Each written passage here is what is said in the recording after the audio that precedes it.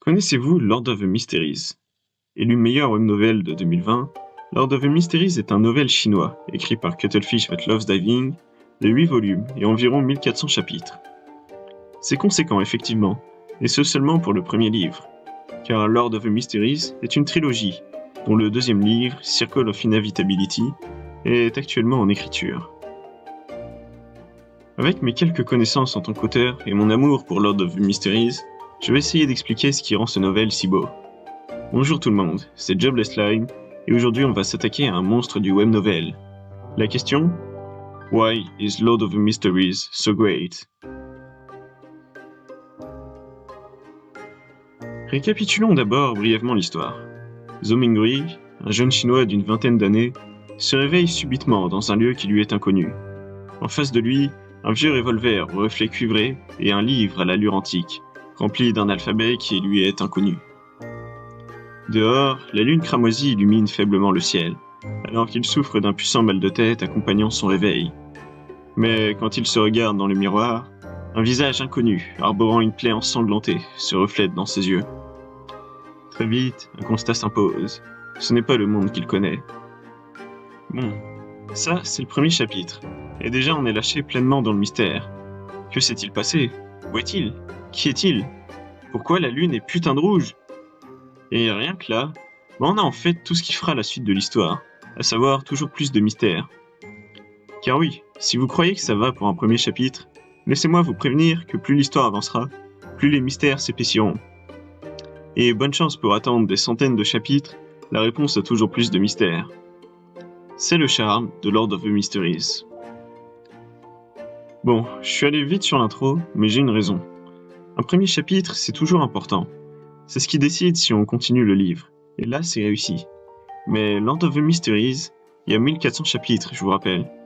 Alors, pour découvrir pourquoi c'est si bien, il va falloir passer le premier chapitre. Car aussi bien soit-il, ce n'est que l'entrée vers un nouveau monde.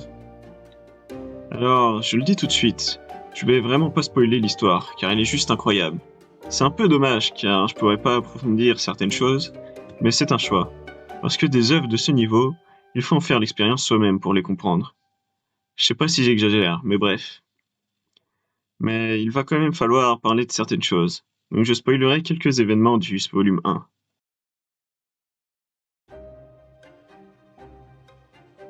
Le premier point important pour comprendre la beauté de Lord of the Mysteries, c'est tout simplement l'écriture. Au niveau de l'écriture, et là je parle vraiment juste de l'écriture, rien que le format est extrêmement bien pensé. On a des chapitres qui sont courts. Ça me prenait à peu près 10 minutes de lire un chapitre. Et déjà ça, c'est un point important. Parce que 10 minutes de libre, ça se trouve facilement dans une journée.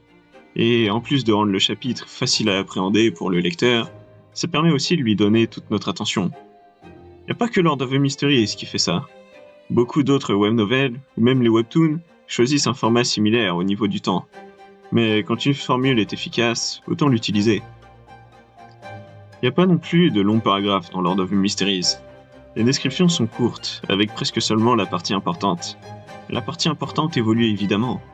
Si on compare les premiers volumes aux derniers, les descriptions sur le monde diminuent. Après tout, le lecteur s'y est habitué. De même pour des événements qui, au fil de l'histoire, sont devenus plus habituels. Et cette façon d'écrire, ça paraît tout bête, mais ça marche. Parce que le reste, c'est superficiel. À moins que ça soit important, il n'y a pas besoin de le savoir. Et ça permet au lecteur de gagner du temps et de rester dans le rythme de l'histoire. Trop décrire son histoire, c'est une erreur assez récurrente chez les débutants. Mais il faut garder en tête que tout doit servir à amener les éléments principaux de l'histoire, que ce soit des émotions, des réflexions. Et Lord of the Mysteries le fait très bien, parce qu'au-delà du rythme, moins on donne de détails, d'explications directement au lecteur, plus il en veut. Et si on veut entretenir le mystère, on y revient, là on a une merveilleuse technique, pourtant toute simple, dans l'idée en tout cas. Mais revenons-en à la notion de rythme dans une intrigue. Quand on parle de rythme dans une histoire, c'est généralement du rythme des intrigues qu'on parle. Et là encore, Lord of the Mysteries fait fort. La principale raison, Lord of the Mysteries a des intrigues multiples. Il le fait bien. Entre les réunions du club de tarot, les faucons de nuit, la famille Moretti, ou encore ses propres efforts pour comprendre sa situation, le personnage principal, Klein lui-même, suit plusieurs intrigues en même temps. Mais encore, ces intrigues se coupent entre elles, et ce très souvent. Klein peut alors obtenir de l'argent et des informations auprès des Faucons de Nuit, qu'il utilisera pour maintenir son statut dans le club de tarot et obtenir plus d'informations, qui l'aideront à comprendre sa situation et améliorer sa maîtrise de ses potions, et ainsi de suite. Évidemment, l'histoire ne tourne pas qu'autour de Klein, et chaque personnage suit sa propre intrigue, en même temps. Miss Justice cherche à devenir transcendante. Le pendu cherche à s'élever dans sa hiérarchie. Ainsi, Klein devient le rouage qui relie leurs trois intrigues, acquérant de l'expérience et permettant à Justice d'obtenir la formule du spectateur séquence 9, et au pendu d'obtenir des fonds. Et à leur tour, ces actions pourront bénéficier d'autres personnages. Il en va de même pour chaque personnage. Dunn, Léonard, Azik, tous suivent leurs intrigues qui se coupent. Ce qui est particulièrement intéressant là, c'est que toutes ces intrigues, on en a conscience en tant que lecteur. Et donc il n'y a aucun moment où une action semble exister, juste pour aider l'intrigue principale. Car cette action sera quasiment toujours liée à un événement dont on a conscience, qui s'est passé 5-10 chapitres plus tôt. D'autant plus que chacune de ces intrigues ont des objectifs immédiats précis. Gagner de l'argent pour acheter une formule de potion, obtenir des ingrédients principaux de la potion, digérer la potion, traquer un ennemi. Il n'y a pas un moment dans le livre où le lecteur est perdu sans savoir au moins un objectif clair. Et pourtant, même en ayant autant conscience des intrigues et objectifs en tant que lecteur, Lord of the Mysteries sait garder le mystère et nous surprendre par d'incroyables plot twists. Et c'est bien ça la beauté de Lord of the Mysteries. Il est maintenant temps de parler de l'une des qualités les plus acclamées de Lord of the Mysteries, son power system. Si vous avez lu Lord of the Mysteries, vous l'attendiez sûrement avec impatience. Dans Lord of the Mysteries, on a l'un des power systems originaux les plus complexes que je connaisse. Et pourtant, on n'est jamais vraiment perdu quant au power system, car chaque information est donnée graduellement, avant d'être observée puis maîtrisée, que ce soit par Klein ou les autres personnages. Ainsi, au tout début de l'histoire, on apprend seulement que des Beyonders existent, des êtres obtenant des pouvoirs surnaturels en consommant des potions. Puis on apprend auprès de Dunn qu'il existe 22 voies parmi ces potions, qu'elles vont chacune de la séquence 9 à 1, et que les Beyonders peuvent perdre le contrôle. On pourrait se dire qu'il y a beaucoup d'informations d'un coup, cette fois, mais on apprend plus tard que l'église de la déesse de la nuit éternelle ne possède que 3 voies.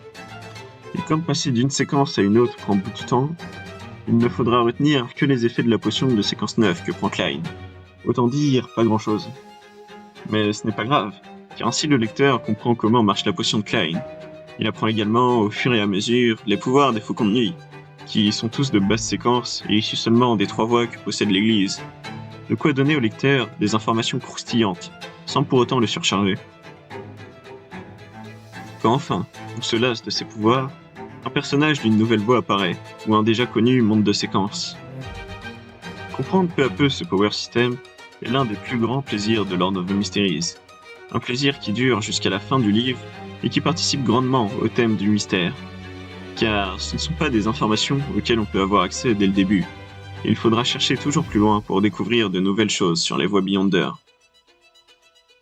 Ainsi, les situations gagnent énormément en intensité. Un ennemi peut souvent avoir des pouvoirs inconnus, et le lecteur se questionne alors. Quelle est sa voie? De quelle séquence est-il? Mieux encore, les pouvoirs sont particulièrement originaux et intéressants. Entre endormir des gens et se rendre dans leurs rêves, les hypnotiser, changer de visage ou même écrire le destin, toutes ces possibilités originales donnent lieu à des questions comme comment utiliser cette capacité au maximum? Comment contrer cette capacité? Comment jouer cette capacité? C'est là tout l'intérêt d'avoir un power system aussi complexe. Contrairement à certaines œuvres où les pouvoirs ne servent qu'à avoir des combats épiques, celui-ci sert à la fois à alimenter des mystères, à résoudre des affaires comme un traumatisme ou une enquête, à justifier des problèmes politiques ou religieux, et à avoir des combats ingénieux et épiques. Au-delà de ça, l'une des parties les plus ingénieuses de ce power system est bien la méthode de jeu d'acteur. Une idée simple, maîtriser une potion demande de se conduire comme le souhaite la potion, mais qui permet à l'intrigue de se renouveler en profondeur à chaque potion.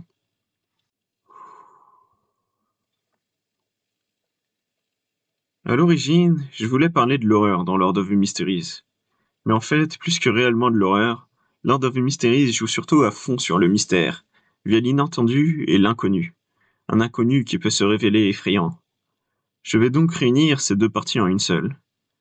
Il est maintenant temps de parler du mystère et de l'horreur. C'est pas vraiment de l'horreur, c'est juste la cruauté du monde.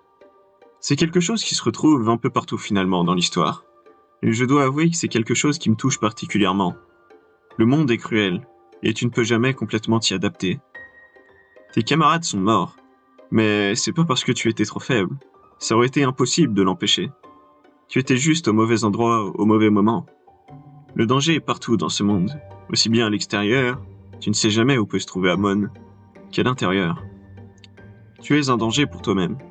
À cause des potions, ça peut être toi le prochain monstre de l'histoire. Dissociation, possession, folie, on est dans une horreur psychologique. Parfois, tu ne découvres qu'après coup que tu as en fait frôlé la mort sans t'en rendre compte. Et peut-être que tu l'as évité, mais rien que d'en prendre conscience, c'est terrifiant. L'horreur est cachée dans les détails. De simples changements subtils, presque anodins.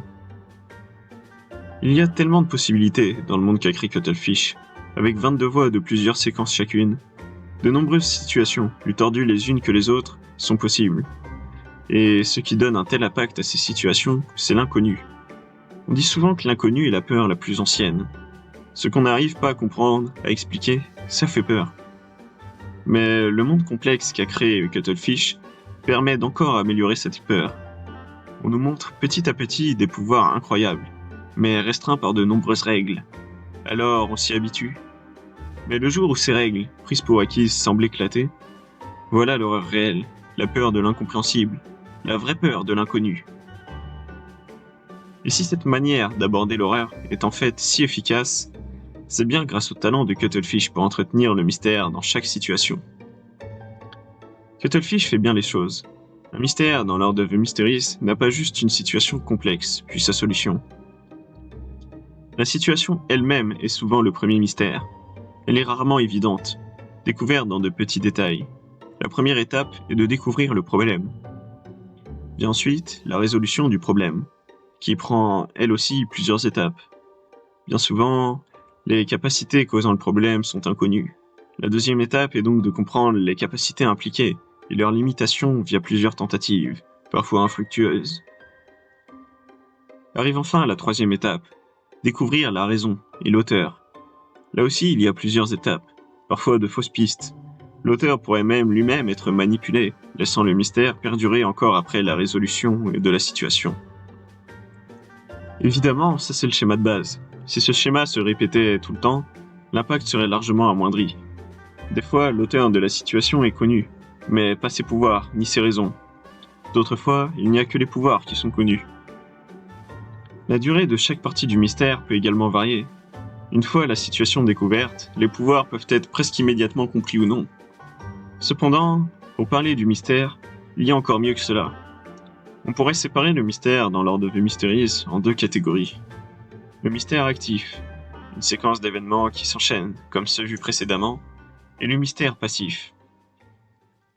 Le mystère passif dans Lord of the Mysteries, c'est celui qui dure, entre plusieurs volumes, qui se découvre petit à petit sans schéma précis. Pour prendre des exemples, la découverte des pouvoirs Beyonder, l'histoire de la 4e, 3e, seconde et première époque, ou le brouillard gris sont des mystères passifs. D'une certaine manière, c'est comme mettre un ordre d'importance. Ceux-là sont les mystères principaux, les autres sont secondaires. L'existence de ces mystères passifs permet d'augmenter encore l'importance des mystères actifs, car souvent, les mystères actifs permettent d'obtenir des informations sur ces mystères, via une relique d'une certaine époque, la compréhension de nouveaux pouvoirs. Si je devais résumer ce qui rend Lord of the Mysteries si incroyable, je dirais ça. Tout nourrit tout. Chaque élément de l'histoire a son importance et permet de mieux comprendre un mystère, un personnage ou une capacité, qui, à son tour, permet aussi de mieux comprendre un autre élément, ou même de créer un mystère.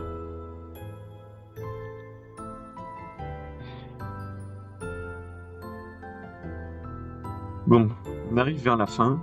J'ai plus grand chose à dire, mais je voulais quand même parler brièvement d'un point. Les plot twists et cliffhanger.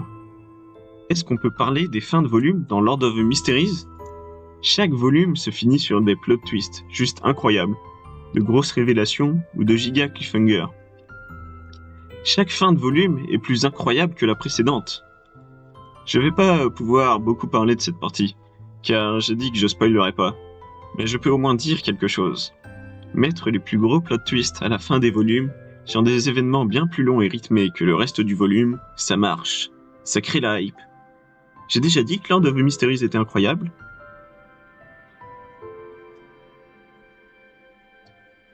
Bon, ce sera tout pour moi. J'espère que cette vidéo aura pu apporter des éléments de réponse pour ceux qui se posaient la question. Peut-être que ça incitera certains à lire Lord of the Mysteries, j'espère. En tout cas, je vous remercie d'être resté jusqu'ici. Et à bientôt, j'espère, pour une prochaine vidéo.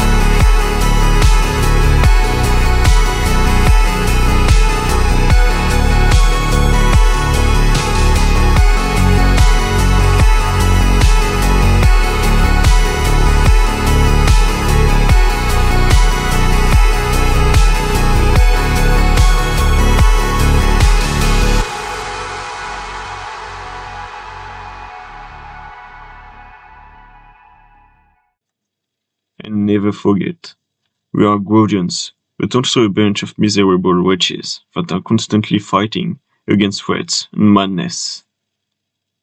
Yeah, I'm feeling heat in December when you found me. I've been dancing on top of cars and stumbling out of bars. I follow you through the dark, can't get enough. You're the medicine and the pain, the tattoo inside my brain. And baby, you know it's obvious, I'm a sucker for you.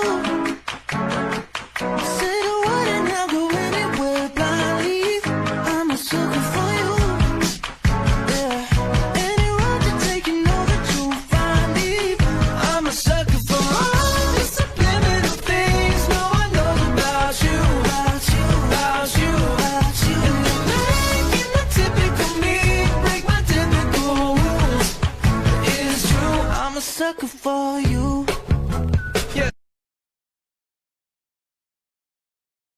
Connaissez-vous Lord of the Mysteries? Élu meilleur... Mais... J'en ai marre.